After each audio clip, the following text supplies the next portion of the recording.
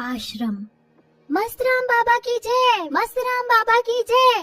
पीपली नामक गांव के सब लोग सिर्फ यही नारा लगा रहे थे। दूर दूर से लोग आ रहे थे और मस्तराम बाबा के आश्रम जा रहे थे।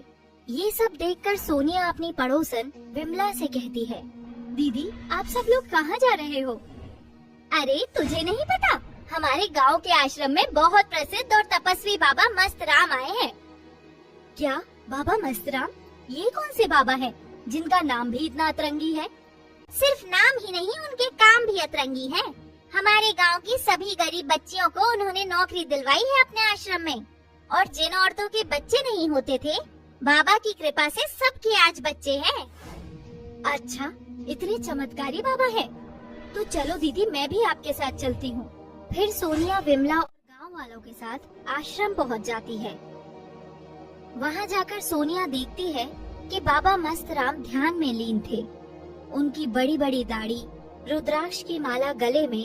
ये दृश्य देखकर सोनिया भी बाबा की शरण में आ जाती है। फिर बाबा अपनी आंखें बंद करते हुए ही बोलते हैं, बेटी सोनिया, तुम अपनी बेटी के भविष्य के बारे में चिंता मत करो, सब अच्छा होगा। बस उसे हमारे पास लेकर आना, हम उसे भी आशीर्वाद दे देंगे। बाबा आपको कैसे पता मेरा नाम? और मैंने आपको अपनी समस्या बताई भी नहीं, और आपने उसे दूर भी कर दिया। आपकी जय हो बाबा। फिर सोनिया विमला के साथ घर चलने लगती है और रास्ते में उनसे बोलती है, दीदी आपका बहुत बहुत शुक्रिया, आपने मुझे बाबा से मिलवाया। वो सच में बहुत तपस्वी है, बिना कुछ बोले ही मन की बात जान लेते हैं। हाँ, मेरे बाबा सबके सुख दर्द दूर करते हैं, तभी तो दूर दूर से लोग स्नेहा को बाबा के बारे में बताती है। उनसे मिलने को भी बोलती है, पर स्नेहा को इन सब चीजों में इतना विश्वास नहीं था। फिर भी वो अपनी माँ के कहने पर वहाँ चली जाती है। दोनों आश्रम में पहुँच जाते हैं और बाबा स्नेहा को आशीर्वाद देने के बहाने उसकी कमर पर गलत तरीके से हाथ लगाते हैं। स्नेहा को ये बिल्कुल पसंद नहीं आता और वो वहाँ से गुस्से में चली जाती है। घर पहुंचकर इससे पहले स्नेहा कुछ बताती, उसकी माँ उसे बहुत डांटती है। ये क्या तरीका था स्नेहा, तुम ऐसे वहाँ से क्यों आ गई? बाबा क्या सोचेंगे हमारे बारे में? उनका इतना अपमान मैं बर्दाश्त नहीं करूँगी। तुझे कल ही उनसे माफी मांगनी होगी।